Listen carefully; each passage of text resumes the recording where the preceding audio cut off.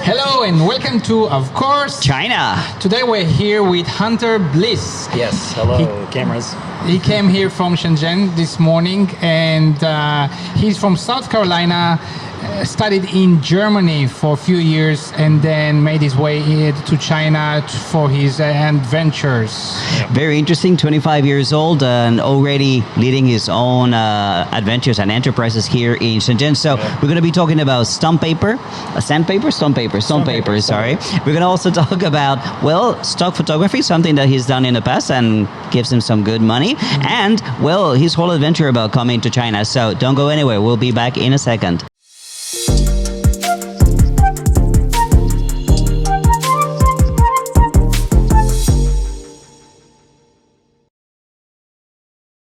All right, Hunter. Cool. How are you today? Thank you for coming, man. All right. It's a journey. The weather's nice. It's a little bit of a journey, but it's okay. I walked from the subway here, which is like 1.5 kilometers. Oh, okay. I loved it. That's a cardio for the day. Right. When you came from Shenzhen, you took the train. Yeah.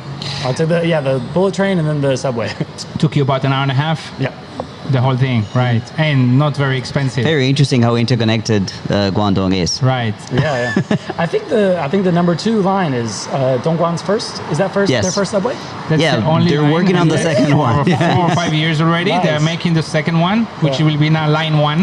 Yeah. And people watching probably don't know. I've only been here for almost 3 years. I'm in my 3rd year. Right. And you guys probably know Dongguan Oh, yes. before there was anything. Have you been to Dongguan before?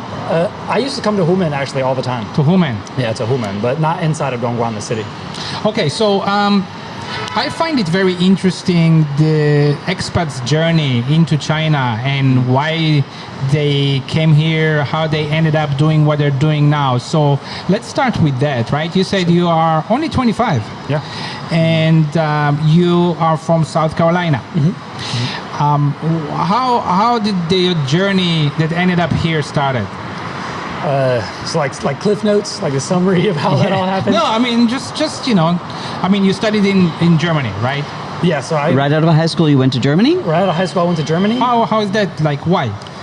Tuition. The main thing was I had some European friends that I played video games with, and when I graduated high school, I was talking to them about my choices, and they, sort of jokingly said, there's no tuition in Germany, so I didn't believe it, but I thought, I could apply, so I applied at a school, and I got accepted, and I started, building my dream of what I would want in Germany if I go study there. Wait a minute. There is no tuition in Germany.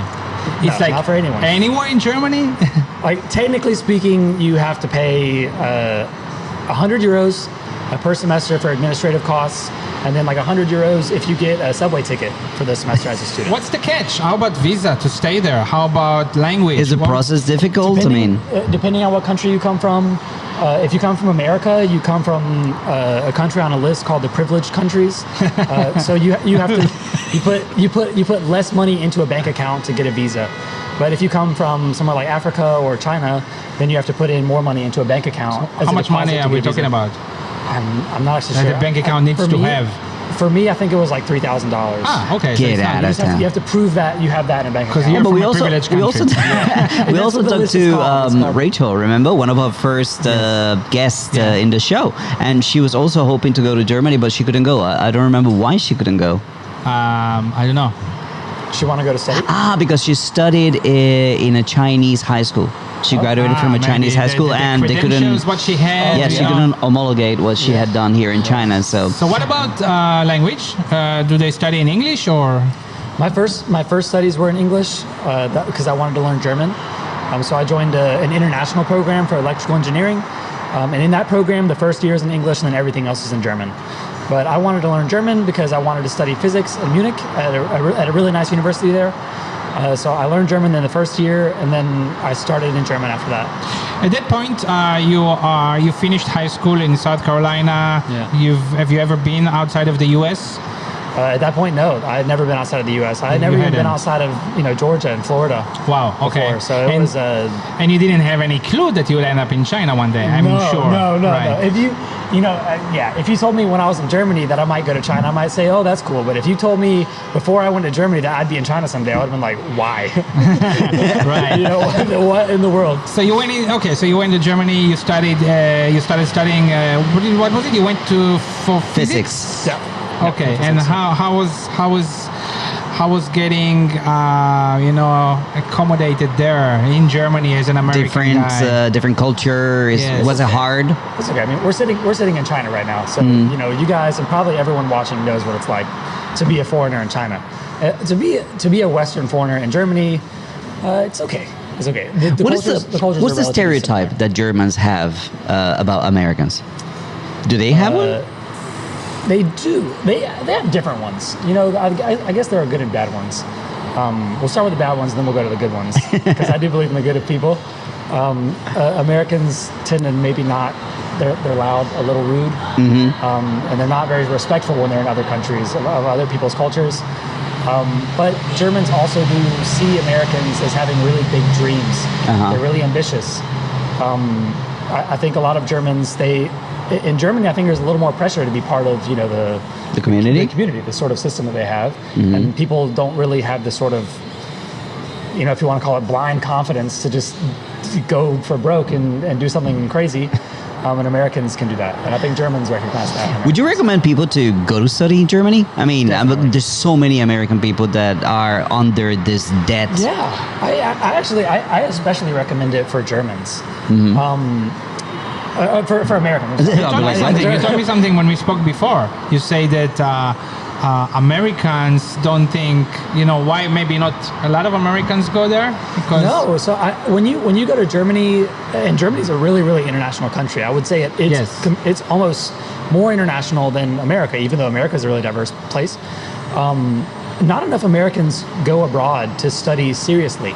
I think a lot of Americans, they do exchange semesters. They'll kind of get a little taste, a little taste of that country, but they don't really get involved in that country's culture. And definitely, when I was studying there, I maybe got to know 2 or 3 Americans. But there are tons of people from the Middle East, Indians, Chinese people. So I mean, when I traveled in India for a year, in India backpacking, I saw a lot of Germans, a lot of Italians, and South Americans. But maybe I met one American, like a USA, you know. So why is that? It might be because it's a little expensive to go from the U.S. to those countries because it's so far, because the U.S. is so isolated. Other than that, it could just be Americans may generally not be as aware of what's happening in the international community as people who are geographically connected together, and they have to know about each other. America kind of exists in its own world. I think it's a bit they're a bit duped about, America is great, I don't need to go anywhere else. Yeah, right. People want to come here. And America is great in many ways, I think. But it's interesting. So then what happened in Germany? How did you continue this How long was the degree for? Was it 4 years? So the degree that I got was 3.5 years, but I studied for a year in Mannheim, and that was just a practice for German. And then I studied for 3 semesters in Munich. So in total, I don't even know how many semesters that was. A little more than 4 years, maybe 5 years for a bachelor. Did you go back home over once summer? per year most of the times. Okay. Did you have a German girlfriend? I did. You did? I did. Yeah. So I had yes. So I didn't mean to get into that rabbit hole. Yeah, that's okay. But no. So you didn't have to study German, you say. But you wanted. You actually don't know. Now in Germany, it's changing kind of fast. A lot of universities most of the master's programs at universities are offered in English. So Americans or anyone can go there and start studying in English right away, and you don't need your German language certificate. But it's increasing. It's sort of an increasing trend in Germany. These bachelor programs that are in English. So even Germans, when they start studying at university, they study in English. So it's worth looking into. Right. All right.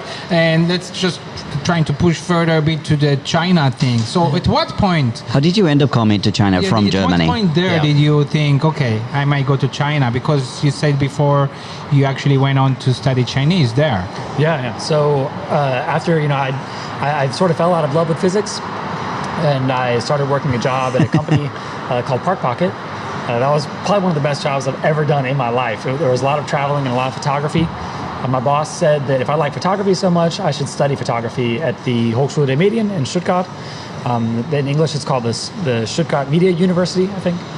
And when I went there, I discovered that they had print and Chinese as a double major. And I thought, wow, I've learned German for this long, and I've had such a crazy experience in Germany. I'm sure the experience would be even more unforgettable if I learned Chinese and I went to China, because I know even less about that. So I just did that. I started. So you went for photography, but you didn't take photography. I went for photography, but when I got there, I saw you got distracted. Yeah, I got distracted. Yeah. How do people teach Chinese abroad? Because I've only learned it here. At the HDM. Uh-huh. At the HDM, they have Chinese teachers. Uh-huh. They have, I think they're all from Shanghai. Okay. They had 3 Chinese teachers. We had really intensive Chinese courses, and it was basically split half and half between printing technology and Chinese, and we basically learned it that way. And then HDM it's a big thing, right? It's a small school. It's pretty small. It's small. I mean, it's right. If you're living in Germany, you probably have heard of like the Uni Stuttgart, which is like the University of Stuttgart. That's right next to the HDM, which is a big. The Uni Stuttgart is a big university. It's a real, university as you would imagine one. The school that I went to is what an American would consider like a technical college or like a community college, but it was specifically for media and print. And the Chinese thing was a part of the faculties that they had. Okay. So did you start to think, okay, I'm going to learn Chinese because I want to go to China, or just interesting Chinese? I just thought it would. Originally, I just thought it would be interesting. I didn't really know what I thought. I just thought that China seems like a really interesting place, and I've traveled a lot. At that point, I had been in Germany for 3 years, and I was like, this seems really interesting. So why not give it a try? And then, and I like languages. So I just thought, I'd start, and that's how I did it. What other languages do you speak? I didn't have any like crazy deep purpose for why I did it. What other languages do you speak? Just English, German, and Chinese. Okay. How many? I speak German and Chinese really well. Okay.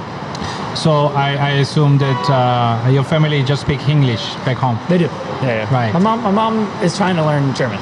She is. Yeah. You inspire Chinese, her.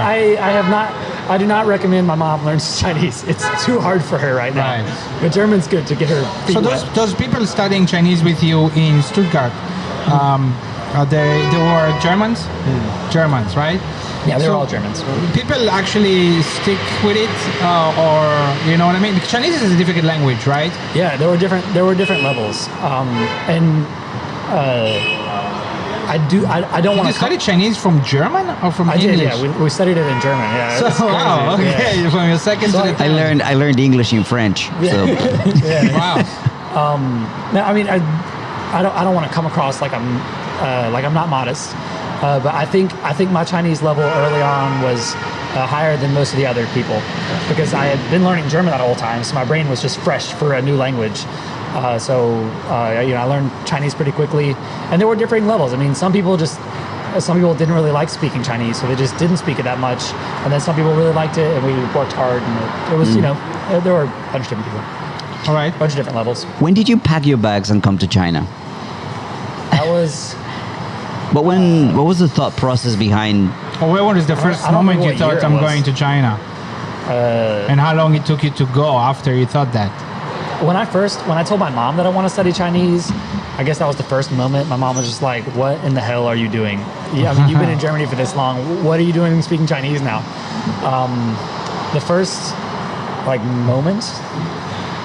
I mean, I don't really know if there was a moment. I just studied Chinese because I liked it, and then I just remember packing my bags because I got plane tickets, and we had to do an exchange year in China, in Xian. And I just got prepared for that, and I just saw it in the same way that I saw it when I went to Germany. I just thought, okay, the whole Adventure. environment's about to change again. Everything is about to change. Just get ready for that, and it'll be okay.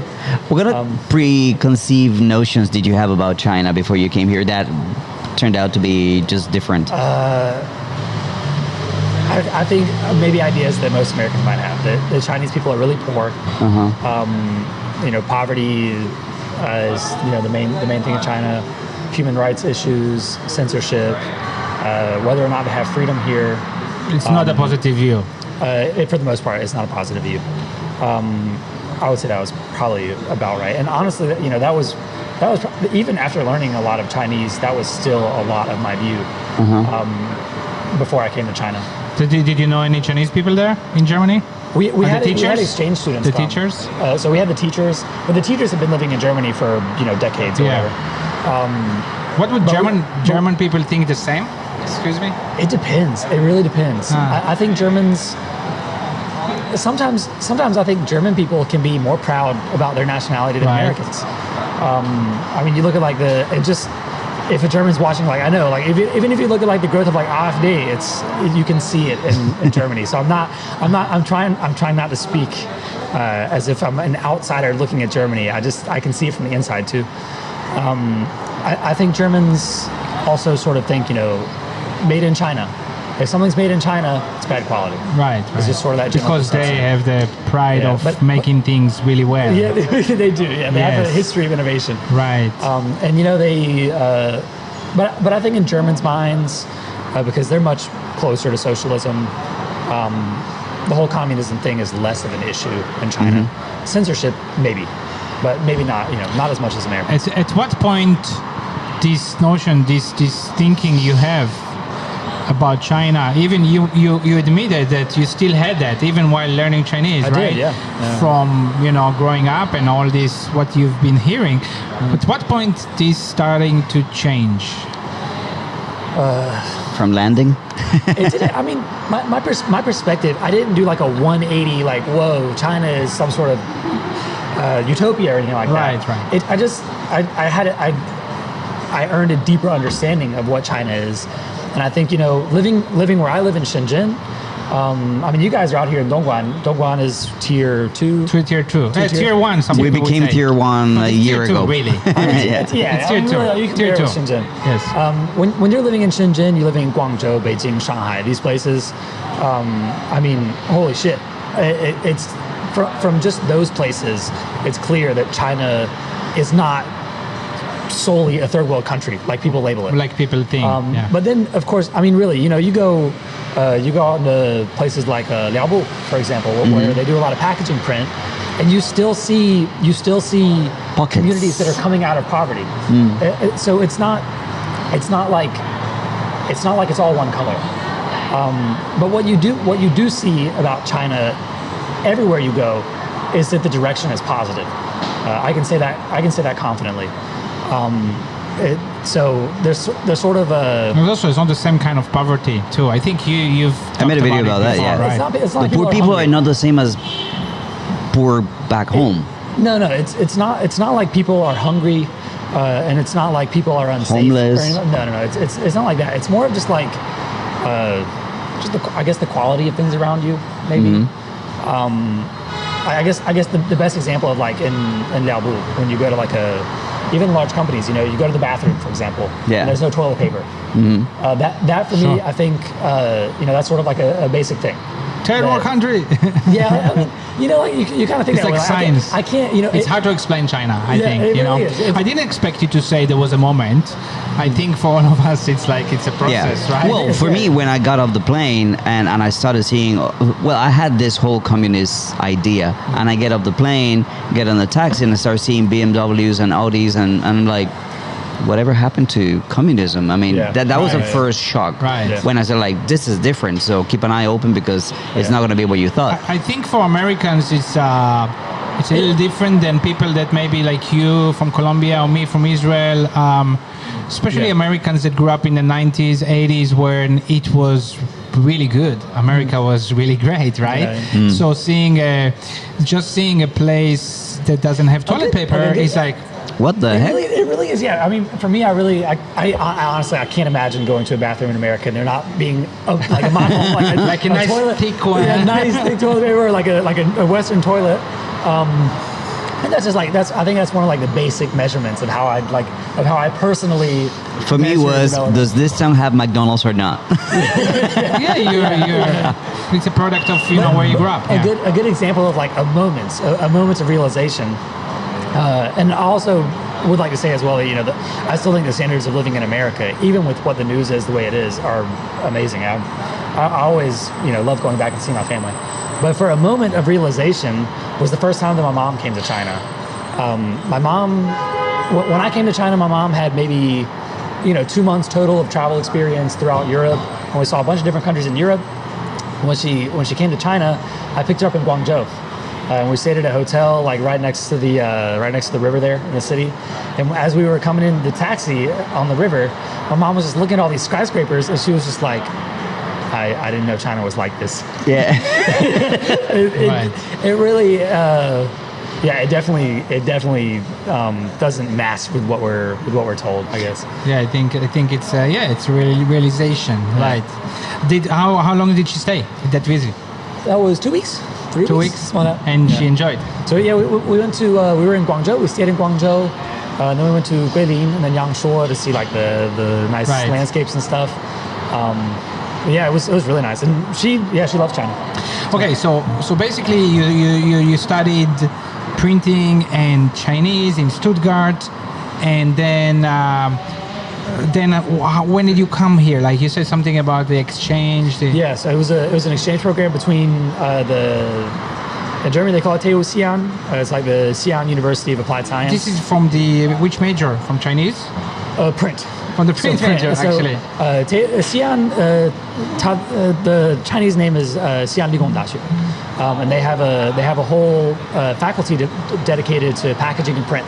Okay. So they have a partnership with the German Printing University, and basically, we go there to learn sort of about the Chinese culture and also see the Chinese printing world, because the printing market here is huge. Yeah.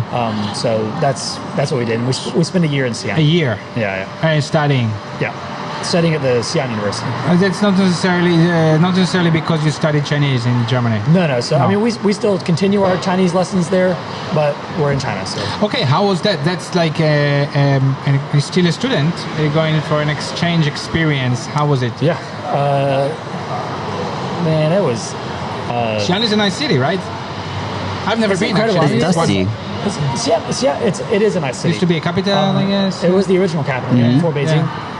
Xi'an's architecture is remarkably different than any other Chinese A lot of city. Muslim influence. Yeah. And You go into the west of China. But also, when I'm talking about architecture, I mean like old Chinese, like when you imagine like those swooping roofs and like the red poles that come out. They're everywhere. That's the way their buildings really are in the city areas. To preserve the history, yes. They do, yeah. Then they're proud And of the that. terracotta warriors everywhere. There's a terracotta warrior. Very short-lived dynasty that had that as their. I'm not sure. But that's But it was a nice place to live, and that first year, if you're asking me as a person who is interested in coming to China, I would say my first year was full of a lot of mistakes.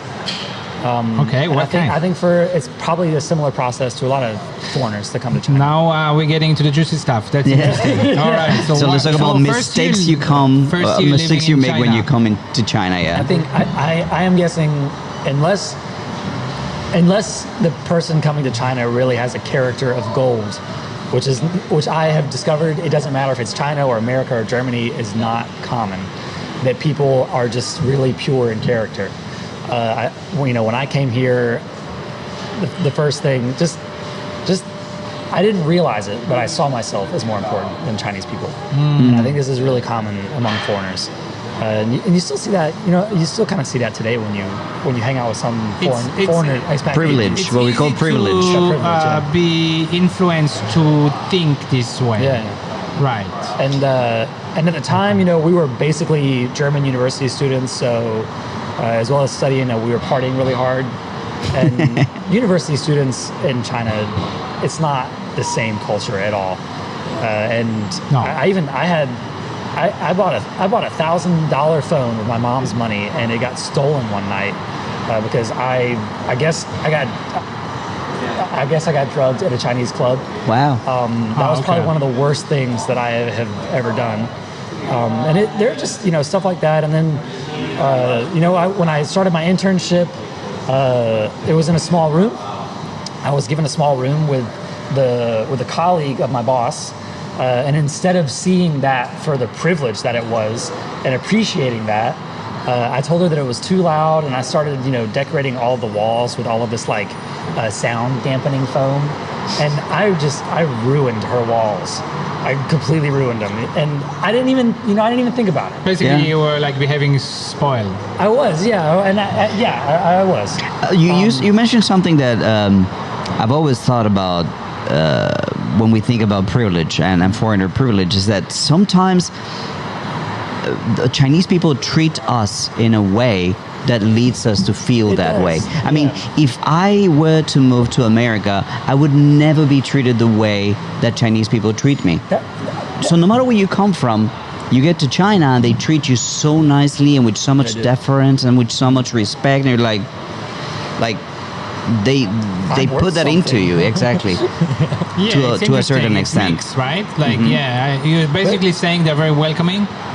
Yeah, but that's- and that gives the wrong signals, But perhaps. that's why I'm saying that unless someone really has a golden character and is modest in their core, and they don't have an issue with differentiating between white people and Asian people, then that's a good match for China. But I think most people, when they come here, they encounter these very welcoming Chinese people, and it evolves like that. I think there is some small clashes of cultures. They are welcoming, but they also have face culture. And when you don't give them that face back, because maybe in your culture is more blunt, it's okay to, Yeah. Yeah. And then there is like this Clash. Yeah, this clash, right? I just feel like I feel like even today, after 2.5 years of being in China, there are still some times where I don't know what the right thing to do is. But the main thought that I have, or like the guiding principle, is just that I should treat everyone with respect, and they'll treat me with respect.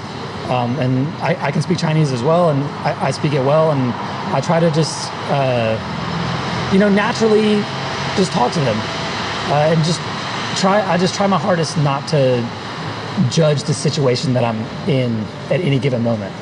I think it's just also that you are maturing. you know? Yeah. I In think so general, too. it's just happening in China. It's not. It's just happening in China. Yeah. But yeah, I agree. All right. So, came to Xian for a year of exchange, right? Finishing it was the last year of university, Yeah, that was last year. right? Printing. And I guess... Did you I go guess you're back to Chinese? Germany or did you stay I did. here? Yeah, I went back for one more semester. Okay. I went back for another semester, which was 6 months. I did my final exams there, and then I came back here, and then I started working at Shenzhen to write my thesis. So you went back there, and then how did you come back here? I came back to a company called R. Donnelly.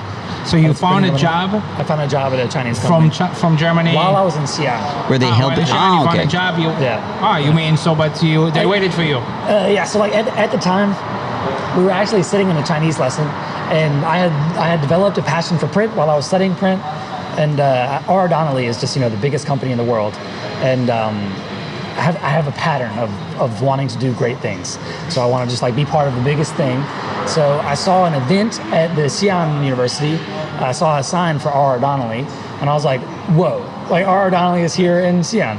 So I just walked in, and I was just like, are Well, you guys hello. from R. Donnelly? And they were like, why is a foreigner here? And I was like, I study print. Can I get a job with you guys?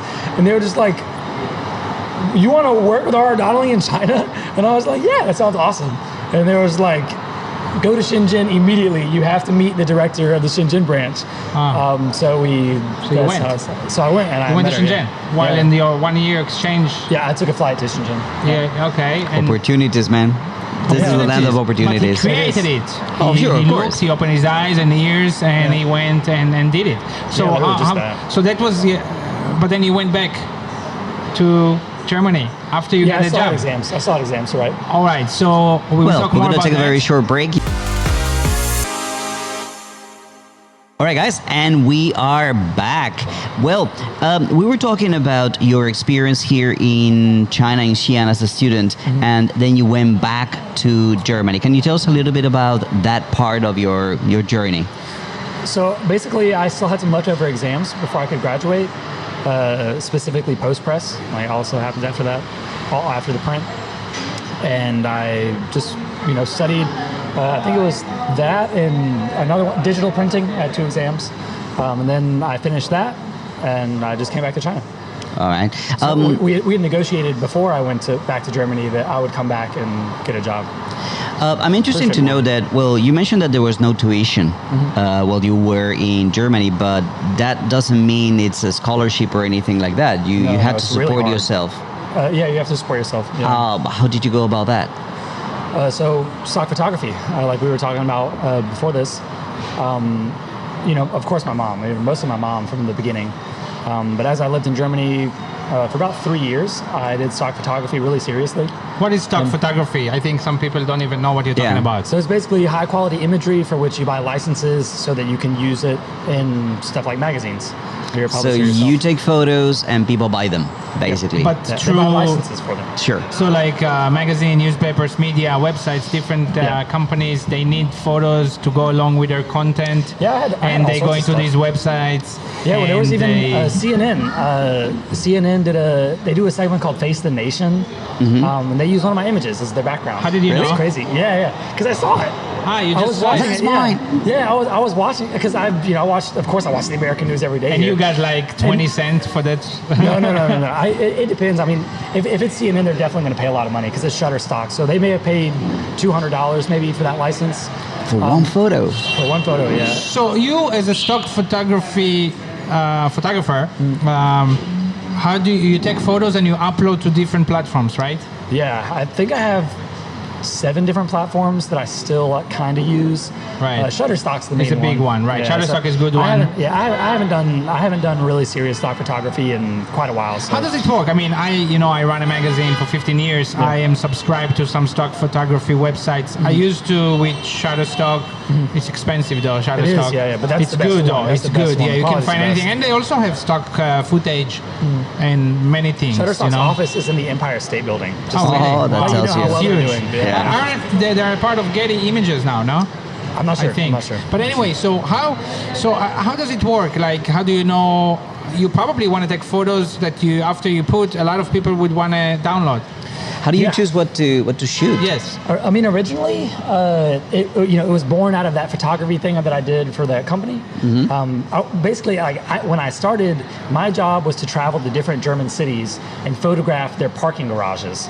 I would Okay. photograph like the entrance, and I would photograph the spaces and the signs and the rates and stuff like that. And it was just like detailed, weird images of parking garages. But of course, while I was walking around these cities, I was doing photography of everything. Ooh, So- here's your beer.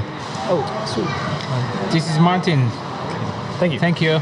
Yeah, we should mention where we are, We're right? sitting at Martin's, Thank you. very prominent German restaurant authentic in is this, Dongguan.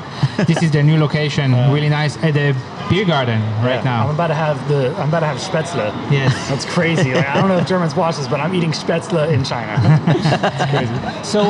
So you stock photography. So you started shooting, but what was your main subject? I mean, just city views or? In the beginning, it was just architecture. I really like architecture. My favorite picture that I did in Germany is probably the Dresdner Frauenkirche, which is like the big cathedral in Dresden. And I just did pictures like that where it was just beautiful stuff. So it wasn't stock in the beginning. It was just stuff that I liked the most. And then I realized that I can maybe sell some images on Shutterstock. But when it comes to stock photography, it really is about volume. Right, that's what I wanted to say, is quantity. When I'm shooting stock, I can shoot stock of anything, as long as it's a high quality image that just has a good composition. Right. I mean, like even this, this mic stand, I could take like a nice shot of this screw, And someone may need. or like your mouth next to the mic, and like that's just usable. So you don't get any money until someone download it. Nope, and it's very slow to build. It's very slow to build. Right. My first sale was 5 cents. But is there kind of like on YouTube, for example, there's an algorithm, right? That's kind of like Keywords. cheers, yeah, something that pushes your content to certain viewers. I'm sure there's a lot of competition on Shutterstock, right? So I don't know if there's an algorithm. I think it just what people search dictates, or like what's happening in the world dictates what people search, and then they find those images. If you take this microphone, for example, you don't want to have the logo there, right? Yeah, I have to Photoshop that out. I see it right there. It's the Right. red, yeah. So that's not okay. Which is funny. I have I've after doing stock photography for so long, I've developed sort of like a stock photography Right. sense. Right. And like and just like looking at you, I see the Rode logo on that If microphone. you take this picture, But I not just see the it. logo is the problem. Me is also the problem. You would need I me would to need your sign a contract. waiver, Yeah. right? Unless I had like your mouth. If you couldn't be identified, then I don't need your permission. Oh, really? Yeah. So if I had like the corner of your mouth and that microphone, like that. Yes. Yeah. But if you do, so you got. I didn't say anything, but I noticed that Rode logo like way earlier. So on. you did. not sponsored. Did you actually do photos with people that you asked them to sign the waivers? I did. Yeah. That was the least. That was the least of my work Oh, okay. because I'm usually not a very talkative guy, and I'm kind of nervous around people, and I don't really like taking pictures of people because people when they move, You're in their face. yeah, you're in their face. They move, and I feel like when I take pictures of people, I have to understand their insecurities because people don't like their pictures being taken for the most part. Right. And Meant it's to be just- it's awkward. highly emotional intelligent. Yeah, you do. Right. I'm not. So you did stock photography. You uploaded to those websites, and that was enough to support your life, or at Not least 100%, but it was a big chunk. Yeah. They paid for everything in Xian. Okay. When I was doing it in Xian, the photography that I did in Germany, that was enough for student costs. I mean, we paid. Our rent was like 700 kwai for 2 people in the dorm that we were living in, and I was making maybe like 3,000 or 4,000 kwai a month. From you just mean so images. if $500-600 you can make from the stock even now? Per month. You're not Yeah, my uploading average- anything. My average now is probably $350 a month. So you can make $300 a month forever. I wonder. I mean, when I was doing it, I heard that like the rule of thumb is like 2 years and it stops selling. But it's way past 2 years Why now. is that? and they're Because still selling. there are more competition, more Yeah, photos, more photos, and yeah, it and updates. maybe there is an algorithm where newer photos go Go up to the there. front. Well, you know? the thing that I have to ask, because I'm a gear geek, as you can Yeah. see, what do you shoot? What do you use to shoot with? When I started, I used a Nikon D5200. Her name was Natasha, and I used a Sigma art lens. It was 17 to 80 millimeters, 2.8 to 4 aperture. The lens was nicer than the camera, definitely. Yeah. But I loved that camera so much, and I used it for a really long time. But it was a DSLR camera, and I really like traveling, and I hate walking around with a DSLR. I mean, look at your equipment. But Yeah. you know, could not walk around with this. On this subject, I also thought about that when you said, because, like, if let's say you are not like so much into the photography and that, if you like have a business mind and understand algorithm, keywords, and everything, and understand what people are looking for, today you can use an iPhone 12 and do stock photography, I think, and do well. Yeah. You can. It's Actually, you can. You may have not seen the video on my YouTube. You said you saw the YouTube channel.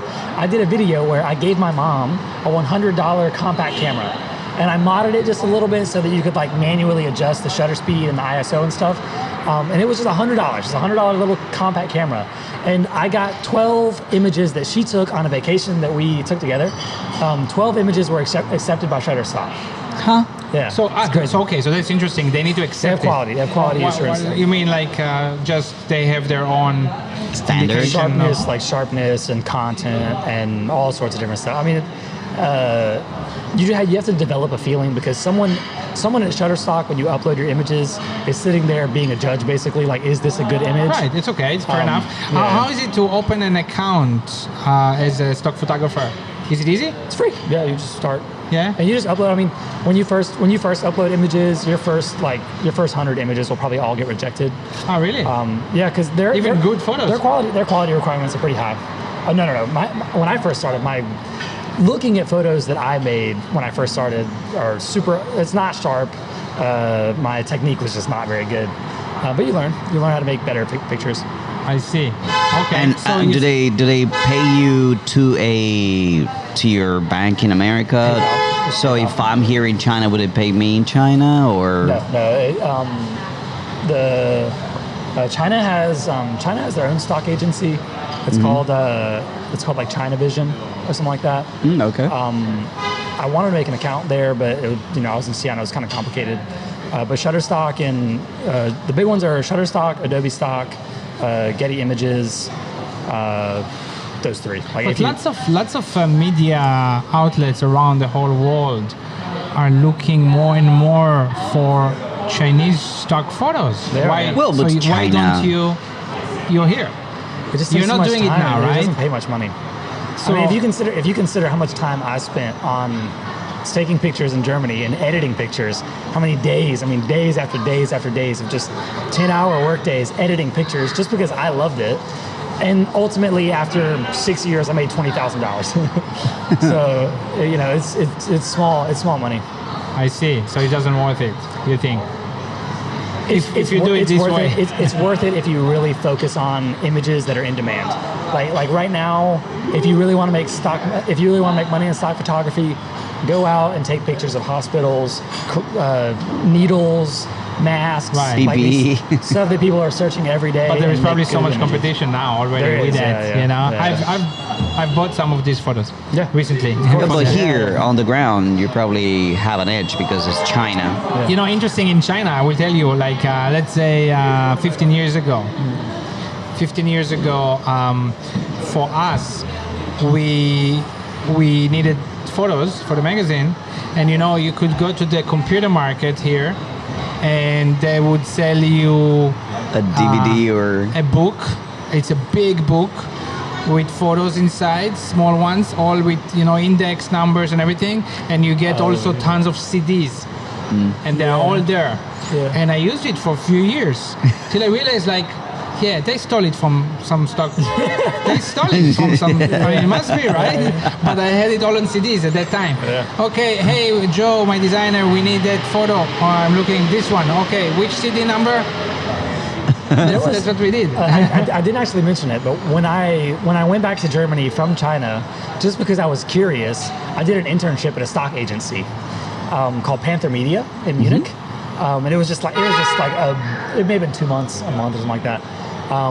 And in their office, they had one of the first ever stock image portfolios. And it was, I want to say it was from like 1940.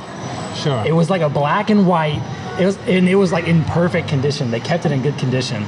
It was like a black and white catalog of images that people made and then sold for money in this magazine. It was crazy. And a lot of people, regular, people that don't work with these kind of industries, they're not even aware about what's stock photography. What is that? When you see a story, when you see a story on CNN or MSNBC or BBC, and they illustrate whatever they're telling you, stocks. Those was just and they're paying a lot of money for these photos, right? Yeah. But it's still cheaper than sending your own photographer somewhere.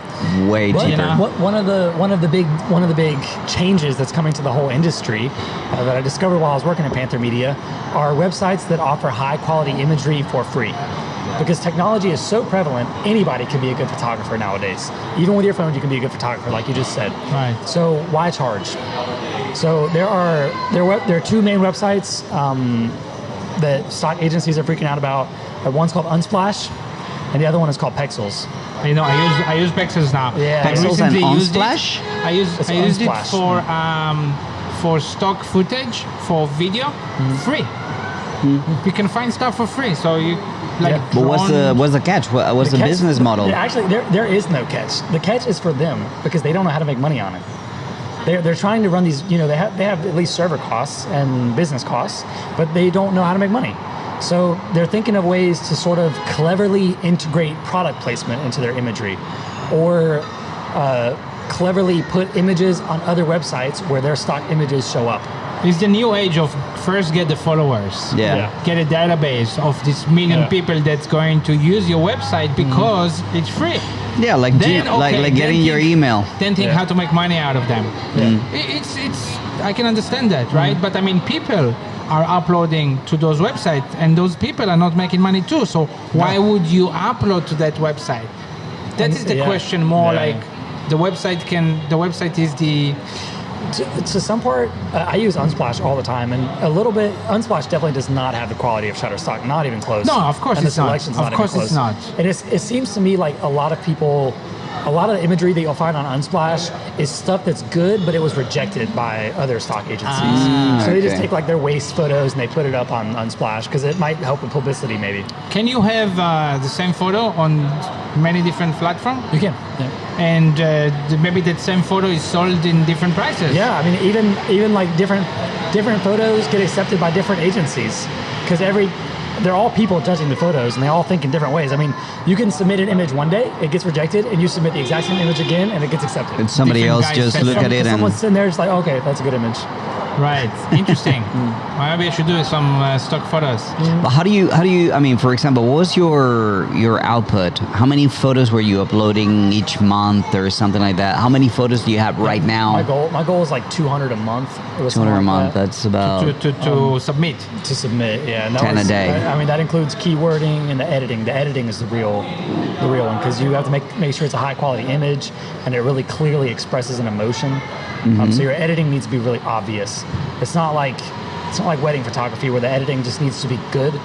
In stock photography, the expression needs to be really strong. So that's why a lot of my imagery has really strong colors and like really strong Contrast. solar flares, and like it's just Okay. like really like it hits your eye really hard. And it's sort of just a stock style I developed. What about the like if you see a picture that you took like out there, like you saw the CNN, right? You saw a picture you took out there. It's happened a bunch of times that I see my images in public. Yeah. Yeah, it's crazy. Okay. And how do they know that it was paid for?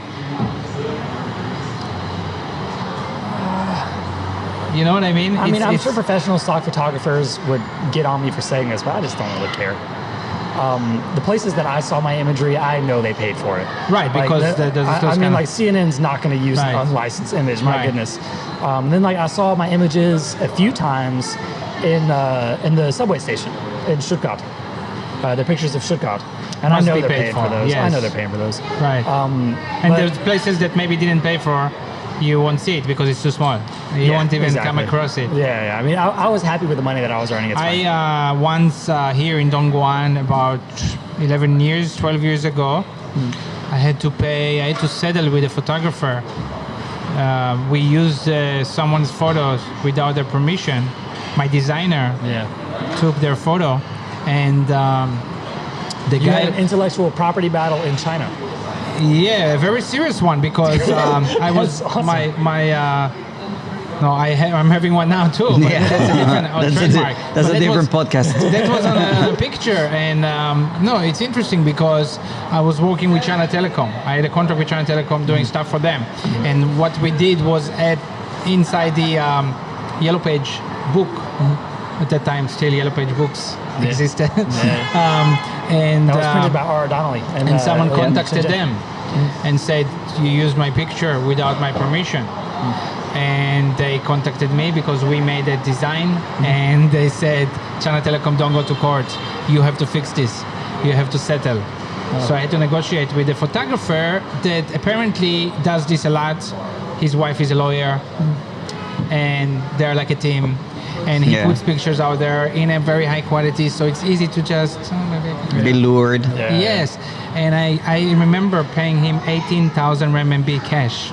Yeah, I know someone. I will not mention names. I know someone who used a picture unlicensed from Facebook of a politician, an American politician. $10,000 was the fine. He paid. Yeah. I settled, I guess. Yeah. I don't know how it worked. I just know that was so the price. copyright is a serious issue. I mean, you know, when I need photos and I look at Google, I would look at Google, and you can select a tool that will Free. say those ones that are, available to use royalty free, Wikipedia, Commons, yeah. public domains, right? Stuff like that. But you know, stock everything now, right? There is stock everything, not just photos, right? So footage Just for your videos, videos, there's that's audio. videos. That would be the, No, I don't use video, but I use audio. You use stock audio, Yeah, of course, right? Epidemic. And you pay Epidemic sound, subscription, yeah. That's crazy. Whenever I buy stock audio, I sit there wondering to myself, who does that? Who actually records things to sell? I mean, that's Composers, right? Guys who like music like you like photography. Yeah, I guess so. That's harder than photos. Yeah, You need more skill. Well, I mean, sometimes the different sounds that people sell, you wonder like, is there seriously like someone sitting around making this sound? How No, do and they these are make this actually bands. Because Directly for stock. there's bands that are put together like jingles and you know what I mean? sound? Yeah. Stock, I mean, where would it go? You can have more stock stuff, right? I mean, it's basically the principle of outsourcing. If I could do anything better from what I did in Germany, because I just learned it all myself and that's slow, I would have done video, a lot more video. Stock video. Stock video is super expensive.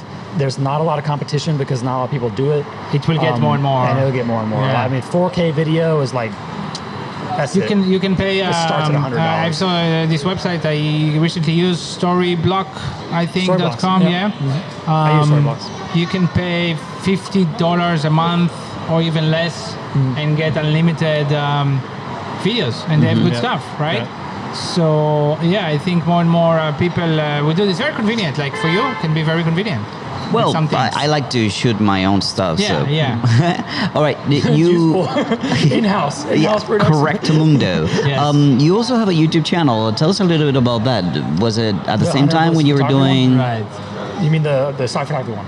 YouTube channel? Yeah, apparently I it's have two. two. I have two. Yeah. But Okay. the ones we came across is the the one with the stock stock photography. photography, yeah. So you actually did some videos showing people how much money to do you've it. been making from stock Yeah, yeah. photography, and And how that's to kind do of it. interesting, right? Yeah, And but that's not the one you're using now. The thing that I appreciated most about doing that whole thing with the videos was just the support. People were so friendly. People were just so friendly, and they were curious to see how stock works. And I thought that was really cool. Right, I think some people will be interested to see this one. And I mean, it's not about like telling people you should upload this kind of photos. You should. It's this kind of videos you made too, like I talked about advice? everything. I talked about like I think I made videos about like what I like to capture. I made videos about how I organize my files, what equipment I use. Right. I made a video about me making a microphone for my camera, just random stuff, or just walking around and doing photography. And have you made money from the YouTube? I did a little bit, yeah. A little bit. Yeah. Oh, you got to monetize. Oh yeah, I made it monetized. Okay. Yeah. All right. Well, monetization was easier a couple of years ago. Yeah. When was this? How was it? This Yeah, year? this was like Before? 3 Yeah, there years was ago. like you could monetize from zero. Ah, yeah. Yeah. The 1,000 thing is Yeah, quite it new. doesn't, Yeah. it doesn't like it. It's When- not easy. It's not easy. No, but when they got to I was, Just a couple of years ago. yeah, when I started my channel like 3 or 4 years ago, that's when they put the 1,000 subscriber. But it makes and- sense, no? Yes and no. No, I'm already on Toutiao and I'm already making money, and I've had 3 videos there. So no, it doesn't make sense. I mean, If they put advertisement on your thing, it doesn't make sense. correct. Right. But anyway, all right. So, so stock photography helped you and still helping you pay some bills. Yeah, it basically pays for like all my main costs now are just the website, business registration, phone registration, Right. server costs and stuff like that. Right. All right. So then you did a few months back in Germany, and you came back for that job that was waiting for you. Yep. In Shenzhen. How long was that contract, and what were the? The initial contract was just for my thesis. Okay. So I wrote my bachelor's thesis with R. Donnelly while I worked, and that was 6 months. The Okay. original was 6 months. They were getting a 3-year contract ready before I graduated. So you had it was technically an internship what I was doing, because you have to have an internship visa. It's not a work visa. Yeah. So I was basically writing my thesis. After 6 months, then was supposed to switch over to a regular employee, but then we had all sorts of crazy issues with a German bachelor's degree, and it got really crazy. So I declined the 3-year contract. Okay. So where did you move on from there? So at that time, as my bachelor's thesis was coming to a close, I discovered the whole stone paper thing, and then I just decided that. How did you discover it? For a few different reasons, I decided that I'll just go that on my own. How did you discover stone you paper? were working here, and then you discovered Stone paper. Stone paper. Yeah. How? How did you discover? I saw it in a post on LinkedIn from one of my colleagues. It's not an orthodontally specific material or anything. It was invented in Taiwan 20 years ago. And I just saw it on a LinkedIn post, and it was, tree-free, water-free paper. And I studied a lot about paper in Germany. That's a big part of the printing program. And I just thought to myself, like, this is paper without trees and water. That's not possible. So I just started looking into it, and it really is. And I thought, if I really want to take this seriously, I should use the German side of me and do an investigation. I should investigate every possible detail about stone paper before I declare that this has actual potential. So that's when I started doing some research on what stone paper would do in Europe. All right, but before we go into stone paper, let's take a very short break, and we'll come back to learn more about what you learned. We are back. Vielen Dank. Hunter just got another beer. And you Enjoying his just time got... in Dongguan. Yes, I'm enjoying German beer for the first time in, I guess, 2 years. Enjoy it. So we were talking about coming back to China, working with that big company, right? Yep. And then after a while, Stone paper on LinkedIn. you found stone paper, right? So let's talk about stone paper. What's the first thing when someone hears stone paper? How do you explain it? The first thing, the three main points of stone paper that are that it doesn't use trees, it doesn't use water, and it has 70% less carbon emissions. And it's a material that's mostly made of stone. The question that most people have when you look at what stone paper is it's 80% calcium carbonate, which comes from limestone or waste from. It's like powder. From marble mining. It's powder. Rock. It's like flour. You can imagine like flour. Okay. And it's 20% high density polyethylene, which is a type of plastic, which is always the topic on whether or not this is actually sustainable or not. But I am just here to say that it is more sustainable than paper in a number of ways. Okay. Not even a comparison. How? So first off, calcium carbonate. Calcium carbonate is an inorganic mineral. It's one of the most common minerals on Earth.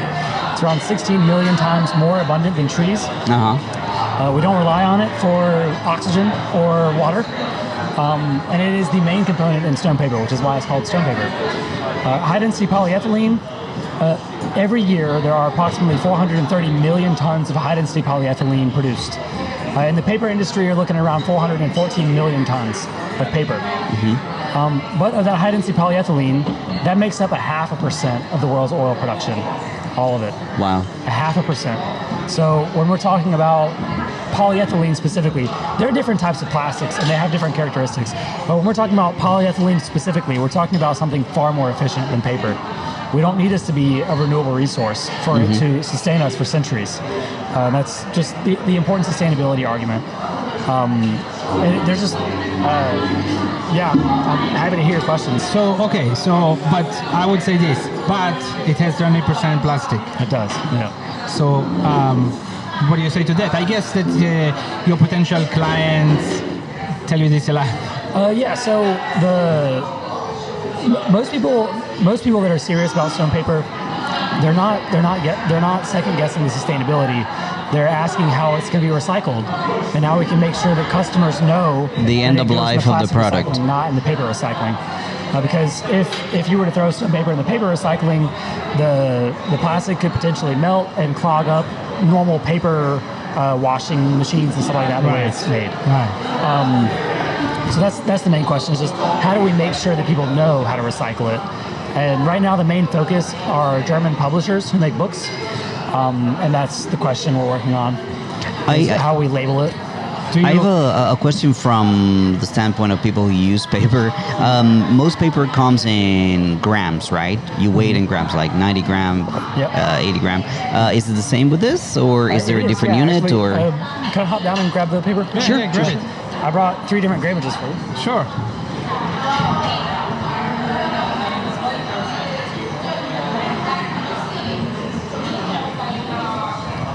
So this is from the thickest to the thinnest. Okay. The top one is 120 grams. Wow. So when you're talking about office paper, you're talking about 80 grams. This is 120, but you can feel that it's softer light, than the office paper. It's also more translucent. Okay, I have another question. It's hard to tear as well. It's tear resistant. It's also waterproof. can tear, but it's hard. What about paper cuts? It doesn't cause paper cuts either. Oh, interesting. And printers, copiers. So if you have an inkjet printer at home, you can't put this right in there right away because it's waterproof. And inkjet printers at home use water-based inks. Okay. So the ink just kind of sits on the surface. I have developed a proprietary way to print stone paper with an inkjet printer at home that I will reveal a little later stage. I don't know if I should go into high detail about it, but it can be printed in an inkjet printer. The first step is basically you dry it in a microwave. So you take a microwave in the water inside of the ink. The stone paper itself does not have water inside of it, so it's microwave friendly. And the water inside of the ink can be sort of the water molecules can be pushed around by the microwaves. Okay. And they evaporate out of the ink, and you're left with a layer of ink. And there's one more step, but I won't say what. Okay, a very simple question then. What about left-handed people with fountain pens? Yeah, it's an issue. It's just the writing when you write with a lot of any ink that has a lot of water in it, it smears. So the porosity of this paper is it's completely waterproof. The surface is now one thing though, like our magazine, right? The cover is shiny. We coat it, right? Glossy. Actually, this is the same material, right? They use to coat. It is. So calcium carbonate is a really common filler in paper now. Right. So if you have a nice paper that's really white, definitely it has either clay or calcium carbonate or titanium dioxide. Those are the main whiteners. But Right. definitely. So you can print anything on it in a factory. You can Anything. Yeah. And that's sort of the main point that I focus on now.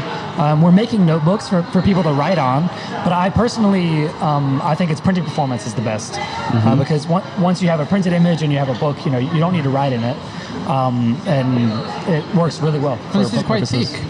So Like a this one business is card. 600. This is 600 grams per. You can make a business card. You can make a business card. Well, with that, maybe yeah. it's not thick enough. I don't know. Yeah, that's a business card. Yeah. Let me see. Yeah. so this is how many grams? 600. This is either 525 or 600. But in regular paper, the 500 will be thicker than this. It's not that it'd be Tougher thicker. than It's this. stiffer. Yes. Oh yeah, this is 350. This is 525.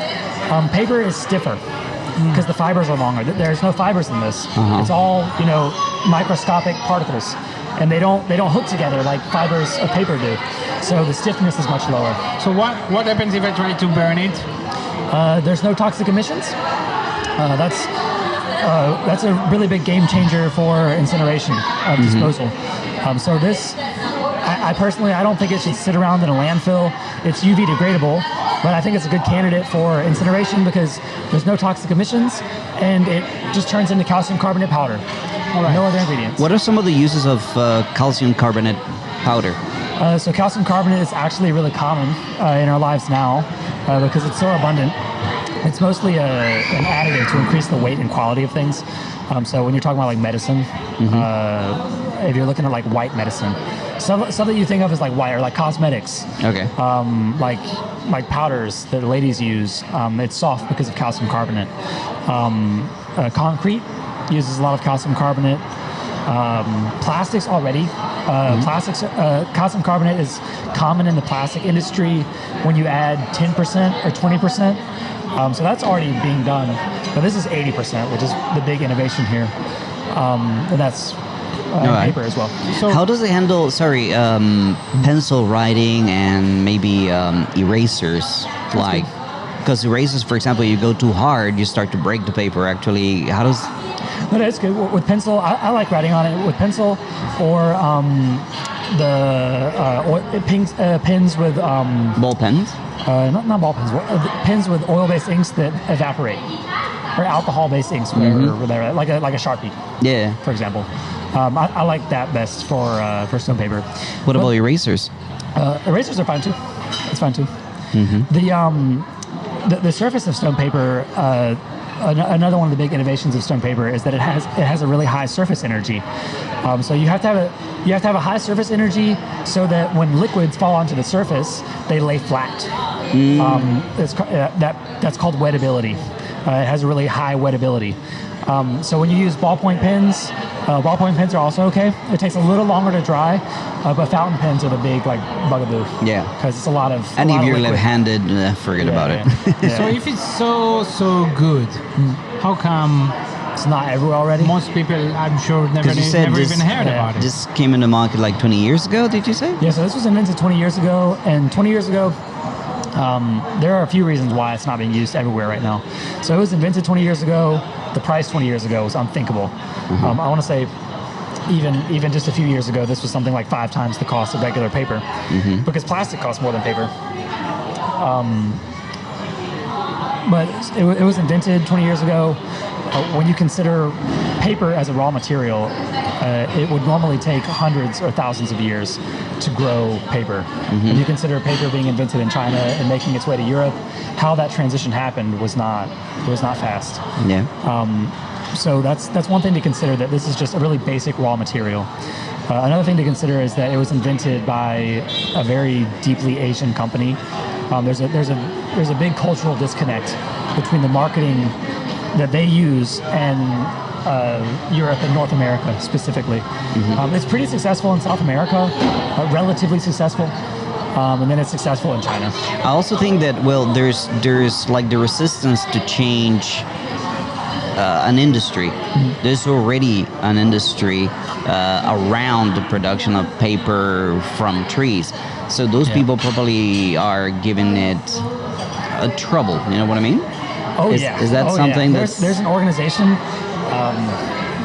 I'll drop a name here. It's called Two Sides. Okay.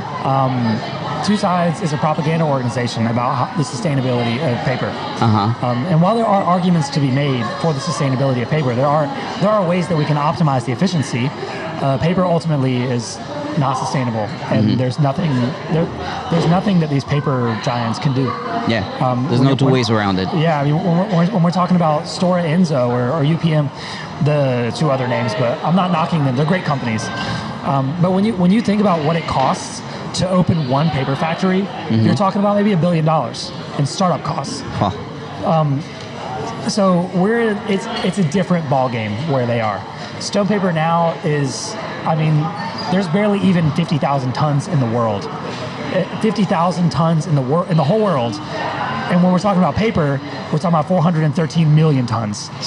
So stone paper is a little baby. They're not scared yet, but they will be. They will be. Okay. Sometimes people will tell you, this book is printed on stone paper, right? Yeah. Okay. It feels plasticky. I'm not saying it's plastic. Yeah, there's a different touch. And it's like, I can just say, it doesn't feel the same like the feeling I like in a book. It depends. Really, because it feels like... Yeah. It depends as well. Like this, the surface finish is not really consistent on stone paper. So there are some problems with production. The production efficiency, for example, of stone paper is 80%. And the way the final step of making stone paper, the way that treatment happens is not consistent over the entire web of the paper, not over the whole roll. So that book might actually feel different from page to page. This, you can clearly tell there's a different feeling here between that. That's thin paper, and this is thick one. So that's an issue. It's an issue in the manufacturing, But it's an issue for the clients. Yeah. Another issue another issue are like the thickness tolerances. So there's a thickness tolerance in stone paper of 20%. So across one roll of stone paper, if you order one roll of stone paper and you want, it's measured in thickness. If you want 100 micron thick stone paper, there might be some places in that roll where it's actually 110 microns. It's not 100 microns, and that would never happen with paper. The technology to make paper is already well established. The production efficiency to make paper, 99%. It's also it's photodegradable. It's also photodegradable. So if I leave it on my porch for a year, it will not look the same. No. So in my experience, I took this right here, and I put this on my balcony in direct sunlight. You know, like we're in South China. You know, we get hard sunlight. I started noticing it started to get a little powdery after about 4 months, and then, you know, instead of bending like this, it would crack. Oh, okay. It's really interesting. But in terms of, you know, storage for things like books, if you have it inside your house, it's fine. Right. It's really only when you put it in direct sunlight Right. that it starts to. What about, I think that some of the biggest paper consumers are newspapers.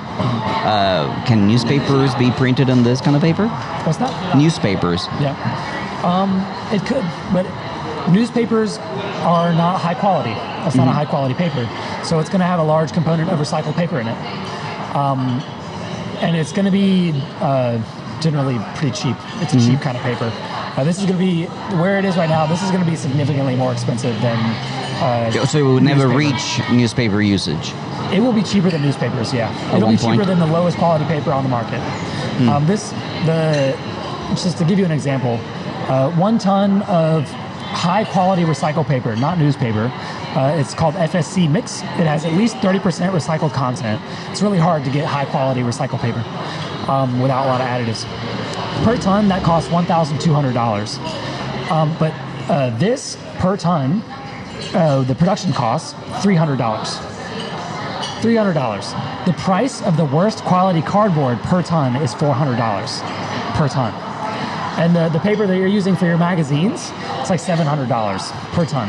So the goal right now is to grow the supply enough so that this can be competitive with your paper, with your regular paper, not like heavily recycled paper. So it's not by quantity, it's just a quantity issue. It's quantity, and it's a very small quantity, which is why I'm saying that we are on this event is on the horizon. Right now, my main partner who's manufacturing stone paper, they are at like 40 to 50,000 tons per year. Okay. If we can increase their supply by 50,000 more tons, which means like 20 million books, 20 million soft cover books, this will be 30% cheaper than the paper that you use now. Wow. Yeah. So it's how the do you- margins are Good. Yeah, Really, the really margins good. are good. Yeah. So why is not getting there? I mean, it is just slowly. It's already better now. I think that's why I'm here, is to just facilitate this development. And I do think that stone paper is so important that it will. For example, you know, if stone paper explodes in the world, and China is the only place that makes stone paper, which they are right now, I think that will have crazy political consequences for the whole world. Just China being the main supplier of the whole world's paper, we definitely need a lot of people involved to make sure that it's developed, you know, fairly. What don't this you could mean. don't you think that that's one of the reasons why it's not being pushed? What? Because Why it's That not is pushed? China the only one? I think the most reason it's not being pushed is just because people don't know about it right now. And then when they do know about it, plastic. That 20% plastic. That is. Why they're not producing it in other countries? Well, first off, it's kind of expensive. I mean, to get one machine, it's going to be about $1 million. It's just one. You want to produce That's like one normal for a thickness. factory. And yeah, it's normal. It's normal for like a printing machine, something like that. But even if you did make it, there's no proven demand. I mean, there's 50,000 tons, and there's barely any in Europe. So why would you start a factory? But like a German factory, or you know, businessmen There's a machine- can already like talk to some publishers and They are, yeah. and So hey, I there's will one- open a factory. You're gonna buy from me. There's one company in Germany that designs machines, and they're working on stone paper machines, but it's just small. It's just small. I see. This box that I have right here, this is also It's also stone paper. It's a Stone category paper. of stone paper. okay, and this is basically for what we call here in China Daobao. Takeaway. Yeah, Takeaways, takeaway. right? Yeah. Food, any kind of issues with food being in contact with this? Totally non-toxic. And one of the like really, it's beautiful when you think about it. So this is normally a plastic product in our normal lives. It's normally just a plastic product. This particular version of stone paper has 35% calcium carbonate. But if you consider the sustainability of stone paper and the applications it's good for, we could reduce our impact on the environment in almost every regard, make books out of this stuff, make plastic packaging out of this stuff, reduce our plastic consumption, and throw it all in the same recycling. So we could simplify recycling. We wouldn't need to separate anymore between paper and plastic. Like, you think, and when you consider that the stone paper is basically inevitable. I mean, it's coming, you know, at least 10 years. You know, if I didn't do anything, in 10 years it'd be here. But if you consider what this will mean for how we look at paper and how we do recycling and everything, it'll just... So basically, it sounds like this industry, the stone paper, is just building itself towards the tipping point. Yeah, the tipping right point now, is the point where it starts to become economical. It starts to become cheap enough, so companies say, okay, why not? I'm just thinking about another. Okay, I have known nothing about paper, but what about toilet paper? That. Did you do your research on stone paper? No. Oh, okay. No, stone paper does not absorb water. So the way I personally, that's a messy situation there. No, it's a good point. So the way that I sort of envision our reduction of deforestation, ultimately trying to move as far away from fiber-based materials as we can, from organic materials that use precious resources, is to move all of the applications and publishing and packaging to stone paper.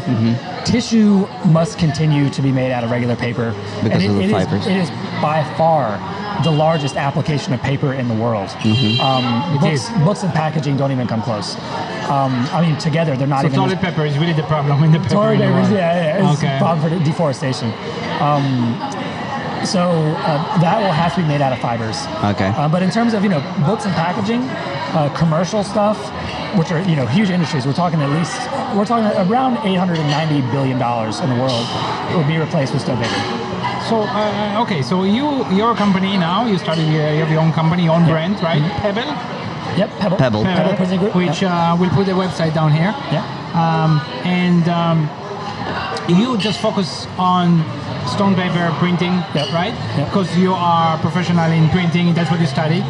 But basically, once it's more common, any printing factory can just buy stone paper. And how do you...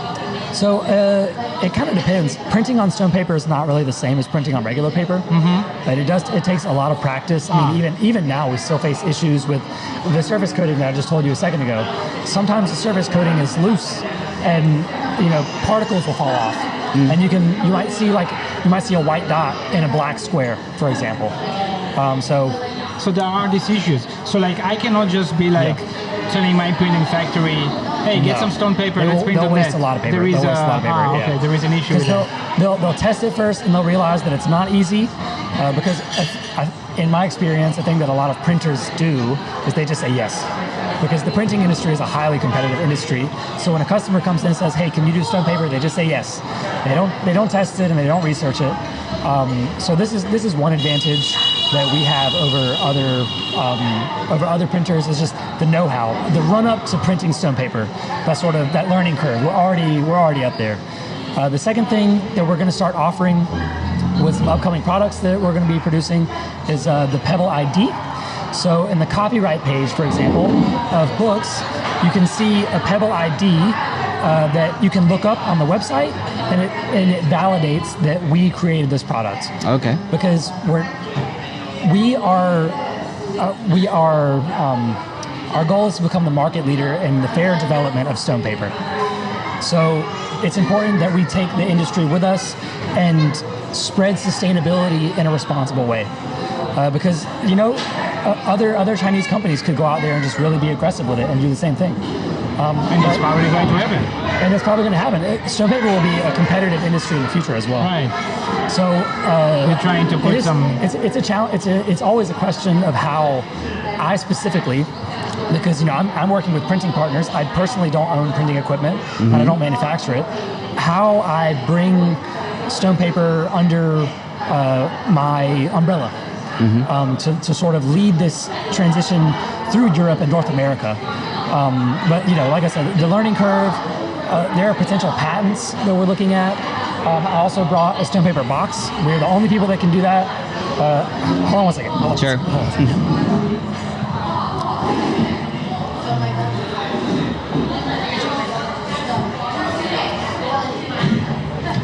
Two things that only 7. Yep. two things that only we can do. This is a box. This is a box. Yeah. You It's, could have it's not easy on stone paper because glue does not work on stone paper. Ah. Yes. Why? Very crazy solution. Glue doesn't work. It doesn't work the same on stone paper. So how do you fix this one? How do you Not put gonna it? tell you. Okay, not allowed to say. Actually, I would prefer not to say until we get it figured out. Okay, so you have a way to do it. Okay. Yeah, so we have a way to do it. And then another big one.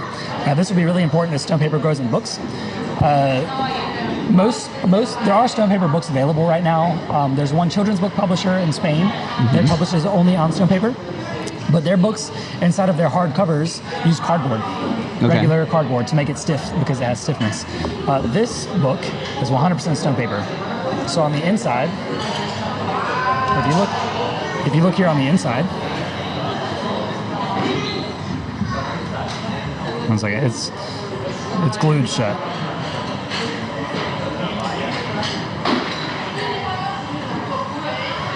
As you can see, this right here is stone paper.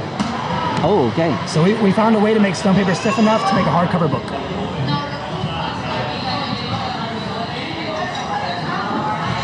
So two pretty big advantages over other printers.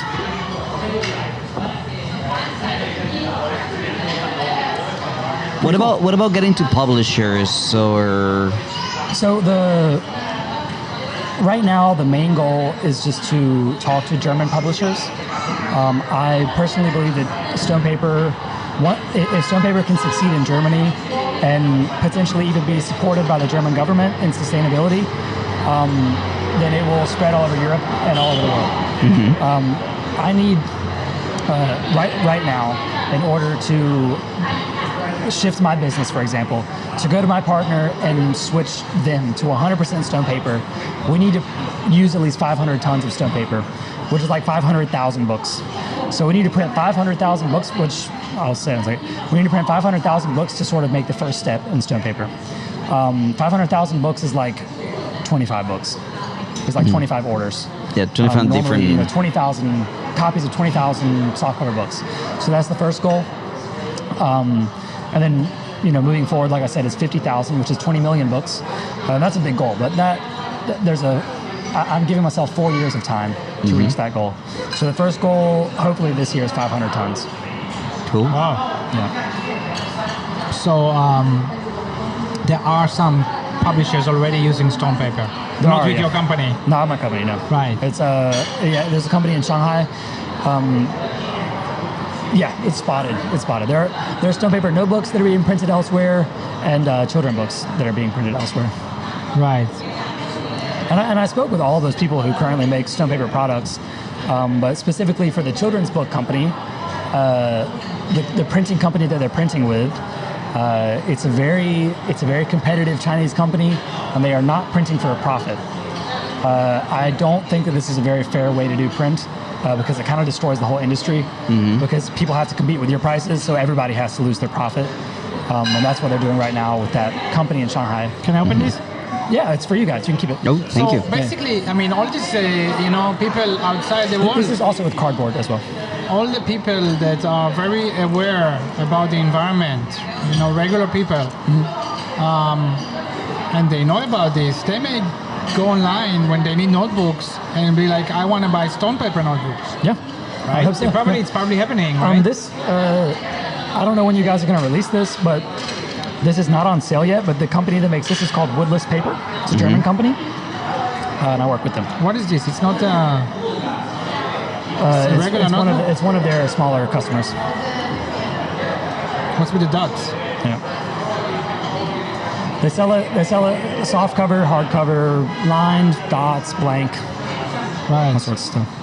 It's very thin, but I mean, I guess that was a specific... This paper is 120 grams. Okay. And the next notebook that we're going to release is 144. That's basically a notebook. It's basically a notebook. Yep. All right. Yep. Very interesting. Okay. I will use this notebook and give you just try my it out, my comments. feedback. All right. Well, Hunter, thank you very much for coming all the way to Dongguan to see us and to share all this knowledge with us and your story and all the information about Shutterstock and stock photography and whatnot.